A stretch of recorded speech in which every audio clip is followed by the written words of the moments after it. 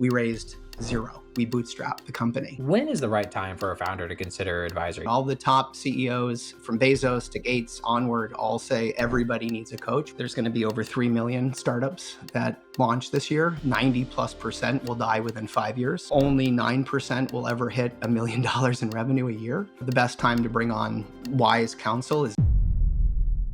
In this episode, I have Barry Stamos, a serial entrepreneur who's had multiple exits that ultimately led to a unicorn exit going public.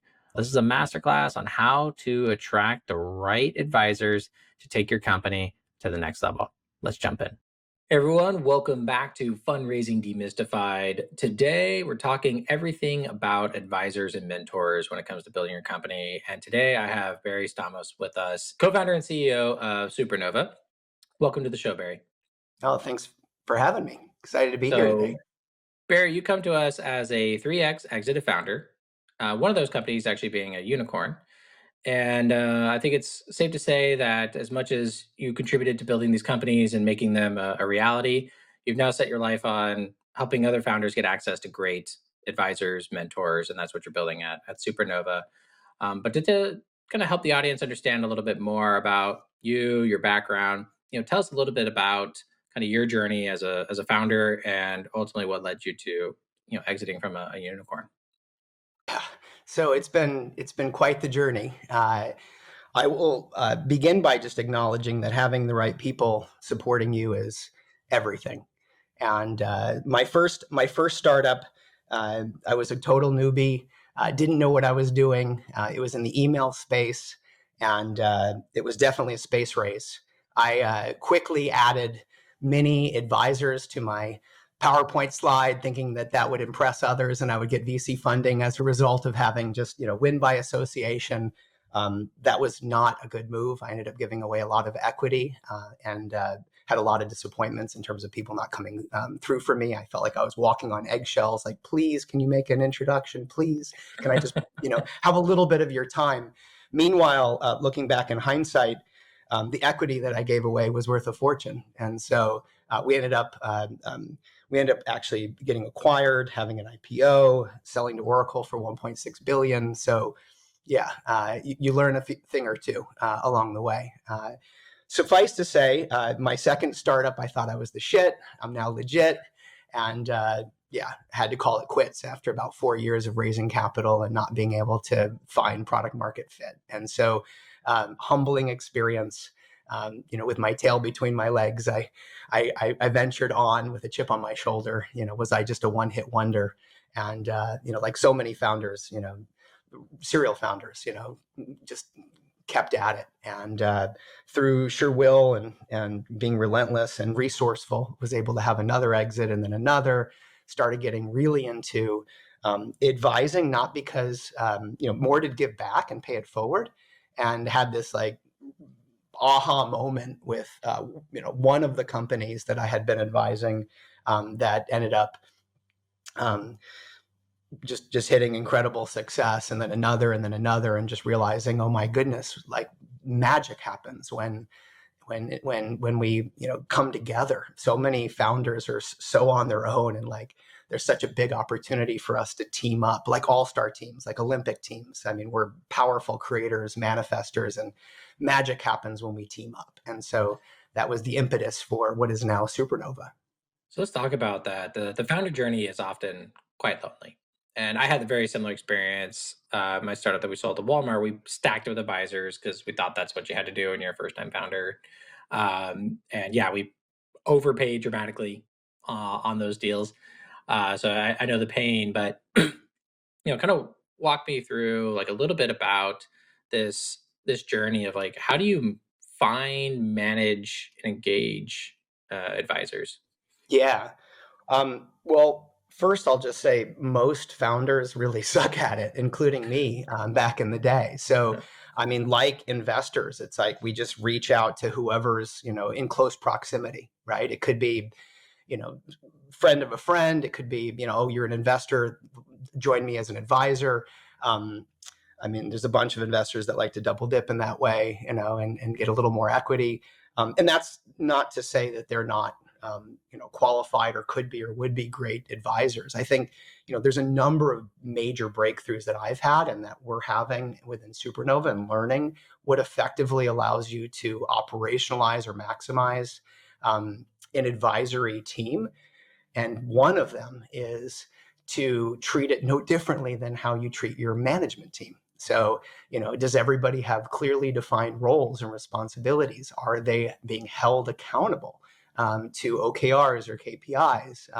And are they operating from a place of, these are, in our instance within Supernova, these are all successfully exited founders. There's hundreds of us. And so if we can operate as if we were co-founders of the company, it doesn't mean we are, we certainly don't have those decision rights, but like if we're approaching it with that kind of, sincerity, then there's a difference. There's just a distinction for, how, who shows up, how we show up, and especially how we play together and win together. I will also, yeah, Well, go I ahead. just wanted to say, like, going back to your experience with your first company and kind of stacking the board with advisors, like maybe some good ones, maybe some bad ones. Like, what was the success story? Like, were there some that stood out that helped you understand what makes a good advisor? Yeah, Can you yeah, share that story? definitely. Yeah, definitely. So I would say that first and foremost, with my first venture, the ones that showed up, I mean, showing up is half the battle. So, having a regular, reoccurring cadence to calls, going beyond just armchair gurus where I ask for advice and they bestow wisdom, right? It's like, and versus like actually getting hands on and being collaborative. So, here's a problem I'm focused on right now that's a blocker, or an impediment to my growth or success, and not only telling me how they would approach it, but actively supporting me in approaching it. I mean, having someone demo something is a very different learning experience. It's experiential, and so real teachers. I mean, to transfer wisdom is wonderful and incredibly valuable. At the early stage, it was helpful to have more generalists, and then in the scale up stage, it was very helpful to have specialists. So I started kind of learning how to focus each advisor on a swim lane, and so I had an advisor specifically focused on growth and sales. I had another one that was just a master in marketing who oversaw and mentored my CMO. I had another one that helped us with fundraising or product. I mean, it's like having that kind of support system in place and having an objective third party who understands the business was also really key. I mean, I found not in the first venture, but in the third, it's very different when I'm getting counsel or advice from someone who doesn't understand the day-to-day dynamics of the company. And actually their advice can be sometimes, more harmful than helpful if they don't truly understand, the nature of things. So pattern recognition is also a powerful, power. And this isn't to say, I mean, the board has its place, the management team has its place. Advisors, though, especially in our instance with Supernova, successfully exited founders can just be absolute game changers at every stage of the journey if wielded properly. Okay, so when is the right time for a founder to consider advisor? You mentioned early on it was more generalist, later on it's more specialist. Like, when is the right time? How do you advise founders on when to go out and get an advisor? Yeah. So, I mean, Jason, obviously, every founder's hero's journey is personal, and that it's up to them. What I will say is that there's going to be over 3 million startups that launch this year, likely more now because of AI. uh, 1 in 5 will die within a year. 90+% will die within 5 years. uh, Only 9% will ever hit $1 million in revenue a year. And while we all dream of creating maybe a unicorn, not all of us, but many founders, there's only 1,500 in the world today, and even fewer kind of decacorns. And so the odds are obviously stacked against us as creators um, and problem solvers for a better tomorrow. Uh, I I personally believe that, the best time to bring on, wise counsel is yesterday, right? I mean, whether it's like Luke Skywalker and Yoda, like bringing on a mentor, bring on a coach. I mean, all the top CEOs, from Bezos to Gates onward, all say everybody needs a coach. Well, everybody needs an advisor, and you likely need more than one advisor, because one person can't cover everything, all of the myriad of blind spots and all of the accelerants and proven playbooks and lots of things that advisors bring to the table. Their network, their resources, their experiences, their expertise. I mean, so I would say as soon as possible. If you're an early stage company, then it's critical you bring on an advisor, because it can literally save you weeks, months, years, and can be the difference of you finding product market fit or not, or finding funding or not. Many startups I found, especially early stage, myself back in the day included, sucked at financials and numbers, and realizing that the universe is mathematics, and so are startups, and then many scale ups. Really, I mean, man, there's $1 million decisions that get to be made monthly, and it's great to have the council, the board, and others around you, and advisors can be absolutely vital, and really make sure that we're reducing risks and upping returns. And so yeah, I would say that it isn't a question of if it's less a question of when. It's like everybody should have an advisory board. Everybody should be actively being mentored and guided, and really from advisors, the role is well beyond kind of part CEO coach, part consultant, part fractal executive, part um, who do I call when I'm having an existential crisis as a founder, because it happens frequently. I mean, we're founders, and so we're used to doing everything that needs to be done, taking the trash out, like whatever needs to be done. And there's plenty of opportunities to do that if you're showing up. So from your perspective now, so you've now had multiple exits. You're now advising several companies and have had multiple experiences doing so. Kind of what's a success story that you can share? Working with founders and helping them achieve their goals.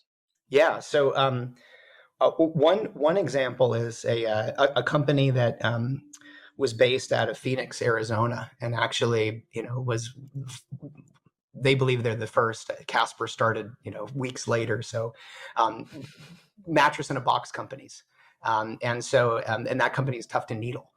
Casper went on to raise, I think, over $350+ million. We raised zero. We bootstrapped the company, and I was a founding advisor. Um, JT and Dehi were the co-founders. Uh, Together, ramped to 250 million in annual recurring revenue within 5 years. Not only was the growth, trajectory impressive, and had a lot to do, by the way, of really understanding who our customers were. So we realized early on that we were striking a chord with minimalists, and those were our super fans, if you will. And we were finding kind of evidence of that on Reddit and elsewhere. So really understood our audience. Really were among the first to leverage social proof and ratings and reviews. We were on the top rated mattresses on Amazon and other channels. And so there were a number of ingredients that kind of went into a successful formula with that company. One of the other things that I'm really proud of is that changed the game in terms of mattress returns. So previously, when you'd return a mattress, they would go into a landfill. They actually cleaned the mattresses and then gave them to orphanages, so kids could have beds. And then when it up when the volume increased substantially, was able to give it to Goodwill and others. And that's actually shifted the whole mattress industry that now is following suit. Not everybody does it, and they should. And so that's a success story. The company was sold to Serta Simmons Betting, which was the largest Yeah. player in the space. So every founder's dream of a successful exit. And then sadly, PE didn't get it across the finish line of an IPO and ended up filing for bankruptcy just a few years ago. And so the two co-founders that had the largest share in Serta Simmons Betting, which it was a merger, not an acquisition, They Oh still did wow. well. We all did well. I mean, all the employees, everybody did well, and could have been, should have been, would have been like much bigger, right? And so, great story of an example of what's possible with incredibly brilliant co-founders, attacking a problem, real innovation, incredible growth trajectory, awesome advisory, and even when you do everything right, like there still is a cautionary tale, right, for founders, because what if, of course, they ponder, what if they would have not sold it and they would have kept the golden goose and continued to have full ownership of their company and be able to continue its trajectory or diversification. So yeah, so many lessons go into every single story, if you will, and experience. And one of the things that I've kind of come into an awakening around is that each one of us as founders goes through this incredible story and journey, and yet there's not kind of a collective consciousness. Like there's no place for us to pour in our insights and our wisdom and these cautionary tales to benefit the next generation while we're stepping up and showing up as advisors and in various kind of micro circles. There's not yet been a macro opportunity to do that and really come together in a full force. How does a founder set up an advisor relationship for success from the beginning when it comes to negotiating the scope of work, how they're going to be compensated, and how they're going to be measured against performance? Yeah, that's an excellent question. So, I mean, traditionally, the role of the advisor is, you know, allocating some percentage of equity based on some vesting schedule. So, Founder Institute, others will offer up some formula. So, maybe the advisor gets, a tenth of a point vested over a year, or 3-year vest schedule, with some, you know, assumed amount of hours, allocated. I can share with you that in my experience, that doesn't work. Doesn't work for the advisors. Doesn't work for startups. What is much more effective is aligning on uh, actual like merit. So having success factors. So I know, as an exited founder, that I show up differently when I'm working with a company. And sure, there's equity, and I want to grow the value of that equity. And if I can have an equity accelerator based on bringing in 7, 8, 9-figure deals for a scale up, or there's an opportunity for me to help place key executive talent. There's just going to be a distinction in terms of my level of motivation, engagement, and ultimately impact. And so, uh, at Supernova, we like to make quarterly distributions to advisors based on performance. So we will onboard advisors and measure each one effectively, and then make allocations based on who showed up and had the biggest impact. And those that do get paid more, those that don't, and together we're creating value as a team. And so I think that's a really good model for founders to follow. When it comes to like setting the objectives of the impact of that advisor, because you mentioned something earlier on of like, okay, you have your growth advisor, you have maybe your team management or culture advisor of like how to scale your team, or these problems that you're going to face as a founder, that you might not have exposure to, and you're kind of picking these advisors. Um, when it comes to like sourcing, so obviously there's Supernova. We'll talk more about Supernova and how you guys set up this kind of like as a service for setting up these kind of teams. But as a founder is just like trying to figure things out, how do they go about finding these advisors?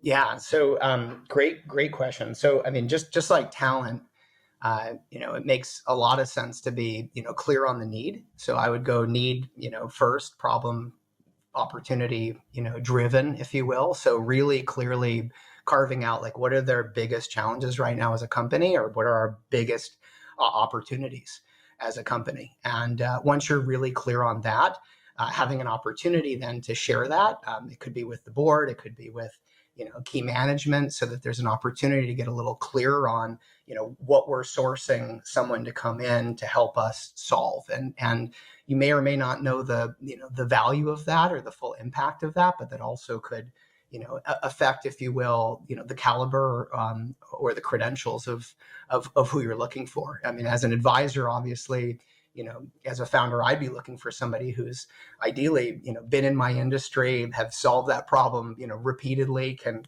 come in at a level of mastery. And while there's a running joke like I can't play the same lottery number that you did to become a unicorn, it's like what they can bring is a lot of not only good questions after listening, and guidance and counsel, but hopefully they're bringing proven partners to the table. So this is who I've hired previously that got this done for me, that's showed up successfully. And so now, instead of making a critical hire that doesn't work out, that sets me back on a sales trajectory 6 to 9 months, I can go with a go-to resource who's delivered time and time again for somebody else, or a critical intro to an investor at a time of need where I'm short on cash flow, or I don't have the runway, or a game-changing partnership that can open up a new channel for distribution or fulfillment, or supply, or what have you. It's just, I mean, these are the ongoing opportunities. I also would just acknowledge that founders get to be really clear with their asks. So, ask for what you need. Be unreasonable with your request. I mean, advisors can acknowledge, well, I can help you, I can't help you. But if you're, incredibly, clear with the ask, and even if it's aggressive, it's like it's a challenge. And so there's an opportunity to either show up or not. You're likely having trouble raising money or selling your company. Personally, I've had 4 exits and I've raised over $145 million. If you want a free coaching session with me, just like, subscribe, and leave a comment down below letting me know what you think of today's video for a chance to win a free coaching session with me. I'll select 3 winners every single month. You just have to like, subscribe, and leave a comment down below for a chance to win. Now, onto the video. What would be an example of like an aggressive ask? Yeah, like an aggressive ask would be join my company. Right? I mean, asking an advisor, will you join my company? And many advisors, aren't full-time on the next venture. They might be available as a fractal executive or an interim role. And, they might be able to take on a day a week to actually, get hands-on and quarterback something and lead something and prove something and reveal the potential value of something. And then from that place, justify, why the company would invest, deeper in it. And then they could advise, then they can go back to being an advisor, as that grows in terms of, and grows and thrives. And so yeah, in many ways they can land and expand, opportunities that otherwise, wouldn't be possible. And so that would be an example of aggressive ask. The other aggressive ask is, as an example, when I was raising money for a company I was starting in Miami, I reached out to a local founder who had just completed his round. And I said, I have 3 questions for you. Who wrote the biggest checks locally the fastest? Would you accept a check from them again?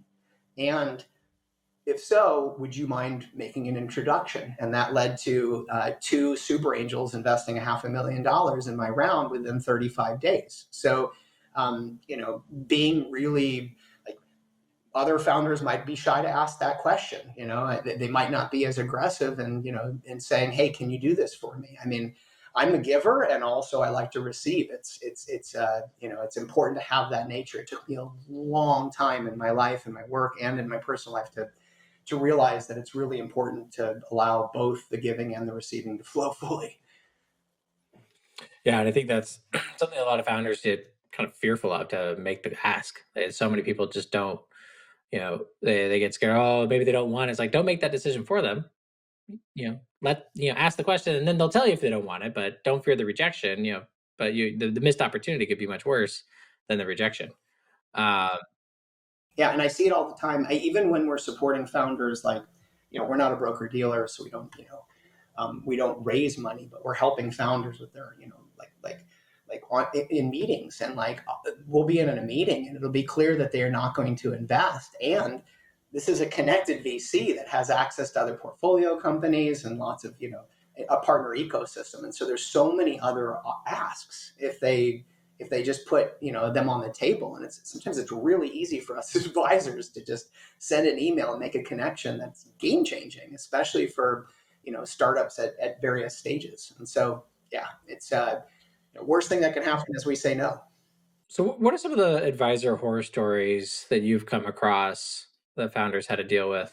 Well, I mean, we were advising a company, last year actually, where an advisor ended up deciding to have a midlife crisis, basically, and I won't go into the details, but um, kept kind of promising things and then kept failing, and it was critical. It was absolutely like critical that they came through on what they had committed to doing, and so not only was that a poor reflection of them, but upon us, and it really set the founder back. And I mean, we rely, I mean, as founders, we rely tremendously on our people and our teams, and especially in early stages, if people don't come through, it can be devastating. And so, everything from founders from advisors not showing up, promising things that they don't deliver on. Probably one of the worst things that I see, unfortunately, more regularly than not, is just bad advice. We tend to give a lot of really bad advice, and it's not out of that's not the intention, right? But just because you did something a certain way and it worked for you doesn't mean that's at all going to work for the founder that you're sharing that counsel with. And so it's really important to understand you know them intimately, and their business intimately. And it's really important for founders to trust themselves. One of the most important things founders can do in working with board members or anybody that's whispering in their ear is to discern, is this truth for me, and is this something that I want to embrace and act upon. I mean, trusting their sixth sense, so to speak, and as well as their gut. I mean, really, really important.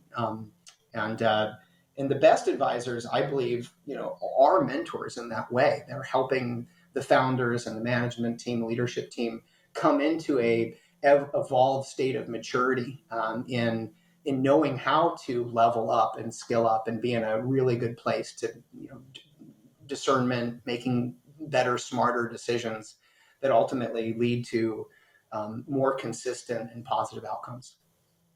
So I think this definitely rings true with me. It's like I always respect the founders that I work with and advise the most when they ask me for my advice, Yeah. and they take that as as a nugget of information, and then they cross compare that to like five other people they ask for advice from.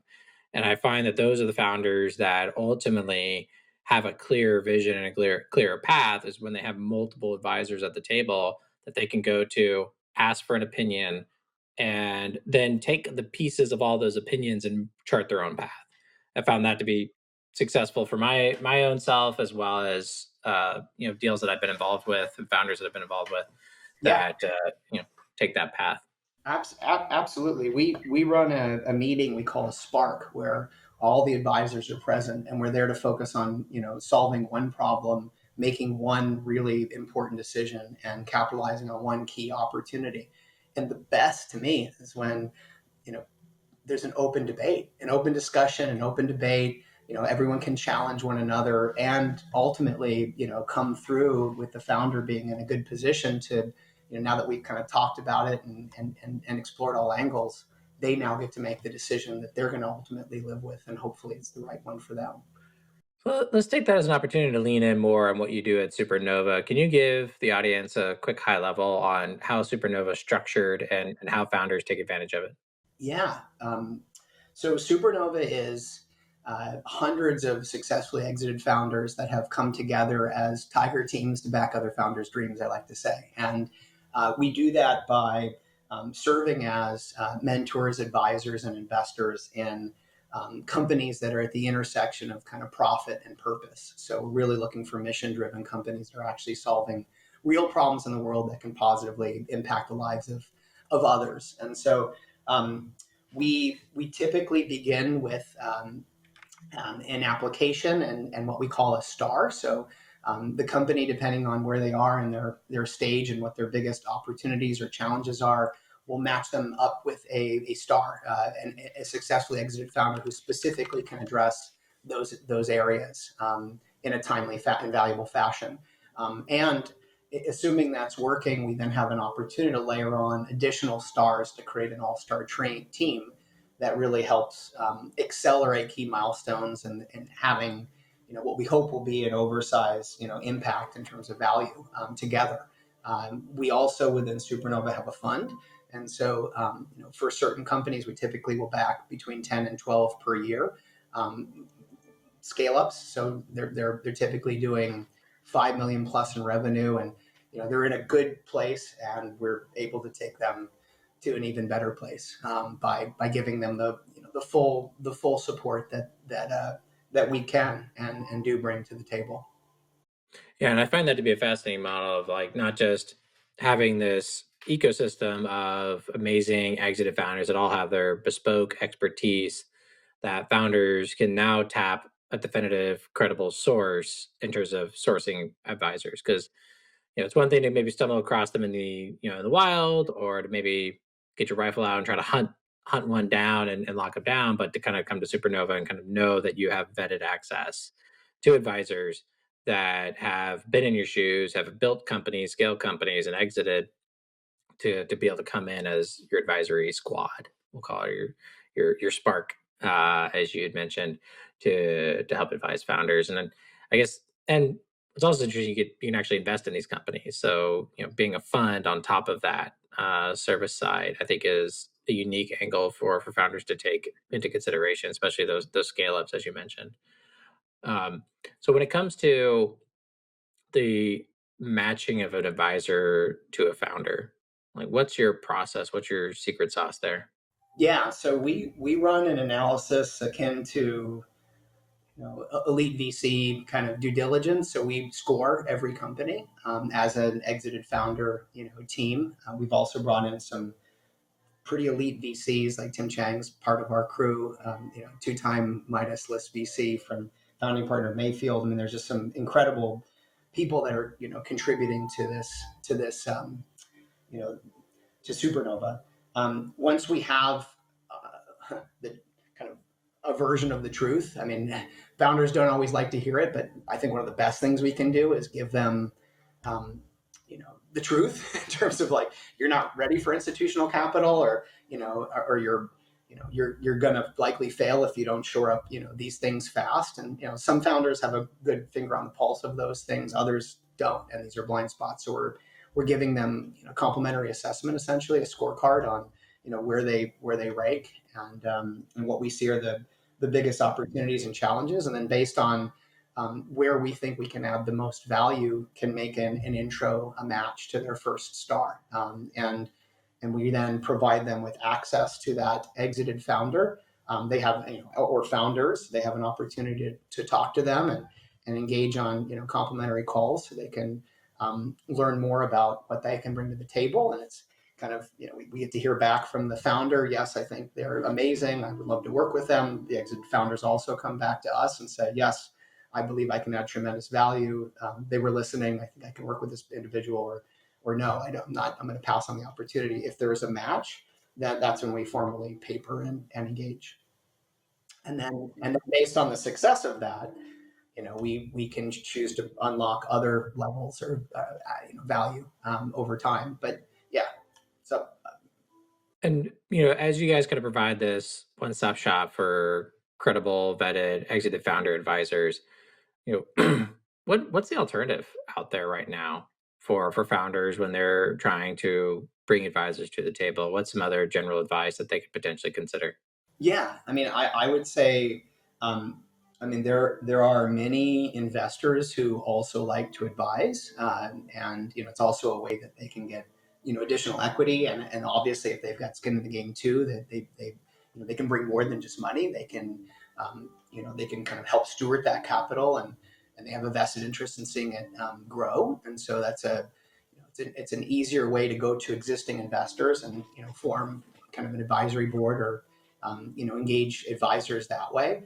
Um, there are there's I'm very active on LinkedIn, and so I find just like connecting with somebody and dropping them like a DM and saying hey, I'd love to share with you my company, and I'm not looking for money, but I'm looking for mentorship or advisory, like adding a member to my advisor team. I mean, not everyone's going to respond to that, and I think you'll get I've seen founders have some success with just direct outreach, especially if they know exactly what they're looking for and that person lines up in terms of their background and skill set.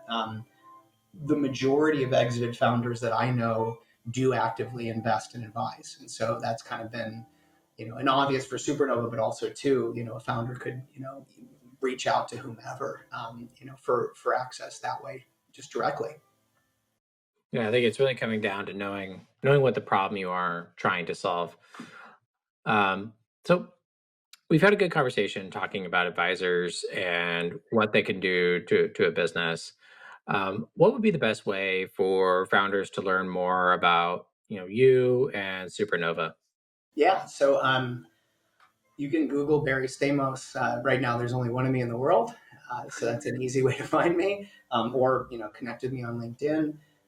In terms of Supernova, Supernova's website's the number one, supernova.com. Supernova.com was for sale for over $2 million. So we're heading off right We're not now. quite there.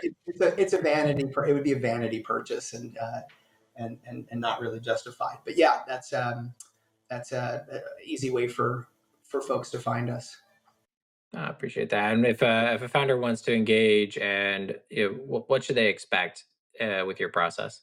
Yeah, I mean, I would encourage any and every founder just to upload their deck and get a free scorecard and assessment from Supernova, knowing that exited founders get to huddle and give them the honest truth regarding where their business is today and where it needs to go, and how they can shore up the gap. So I think that's a really simple and easy way to leverage Supernova, in a way that can benefit any and every founder. So any stage founder can come in, upload their deck, and basically get a raw critique on what's next for them. Absolutely, and for scale ups, I mean, we can provide a lot of support. And so, any company that's actively scaling their company, um, I used to think after my first exit it got easier, or man, once I get this capital, or once I hire these resources, or once I hit this MRR, I'm set.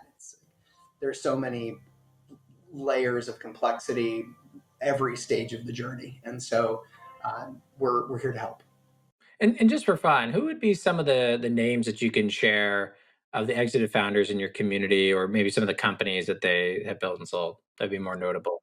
I mean, Ben Lamb, who's the CEO and co-founder of Colossal Biosciences, who we just announced as a decacorn within 4 years, is not only a portfolio company of Supernova, but he's also an advisor to scale ups within Supernova. So he's an example founder who's both been a portfolio company and could be an active advisor for your company, or others. So on our website, we've got like 50 or 60, example successfully exited founders that you can see online, but behind the scenes, we've got hundreds, and we've got a pretty large ecosystem of go-to partners and agencies and providers that we've leveraged as successfully exited founders successfully, to yeah to play the game and win. And so we're looking to bring that forward for worthy ventures that are that are doing good, by doing well. Yeah, and just for example, you got like Andrew Trader who exited Zynga. You have, I'm just trying to find some couple other good ones we can cite off here. Senior advisor for M&A at Mastercard, and I previously sold this company to Mastercard. For the fintech side, companies that have raised Series B, Series D. I'm trying to find a couple other good ones to pop out here. Alex Simpson, I know him; he's a great guy. running a secondaries platform, and had multiple exits, and has raised over 200 million. So some really, really strong A hitters as far as the talent that people can get access to, both investors and operators that are really active in the market, which I think is something to, speaks volume of what you're able to attract at Supernova. Yeah, I think the major difference or distinction is that there are other services that provide access. Um, that's different than value, and so this isn't just getting on a call with a successfully exited founder. This is actively engaging an exited founder as an extension of your team that gets hands on, that helps you achieve key milestones faster. That's the kind of difference, if you will. And so, all these folks have been vetted. Many of them have already, actively engaged in portfolio companies successfully, and really excited about finding more founders who are really good listeners. Who are like sponges, can absorb the wisdom and accept the abundance of resources and connections, and wield it to do a lot of good. Well, Barry, it's been an absolute pleasure having you on the show. We'll make sure to include the links that you mentioned in the show description for anyone that's interested in learning more. And then, of course, we're big partners with Supernova when it comes to accessing mentors across the stack of your business, stacking your team. It's not just about having a name and a picture on your deck. It's about them actually getting their hands dirty and helping you solve and overcome problems. And that's what actually makes great advisors, not just listing names on a deck. So Well said. thanks so Well much said. for coming on, Barry. Thank you so much, Jason. Appreciate it. And thanks for all that you do for founders at large. So appreciate you. Thank you for watching today's episode. As a reminder, I'm your host, Jason Kirby.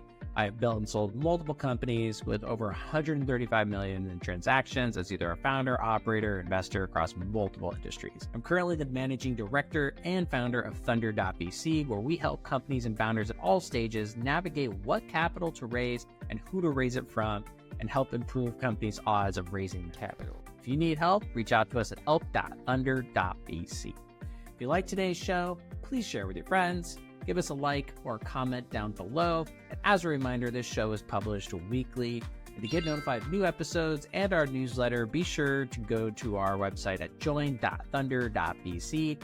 And if you sign up today, I'll send you a few freebies on how to negotiate a term sheet, how to get a free list of relevant VCs, and much more. That's it. No more shameless plugs. Thank you, and see you next week.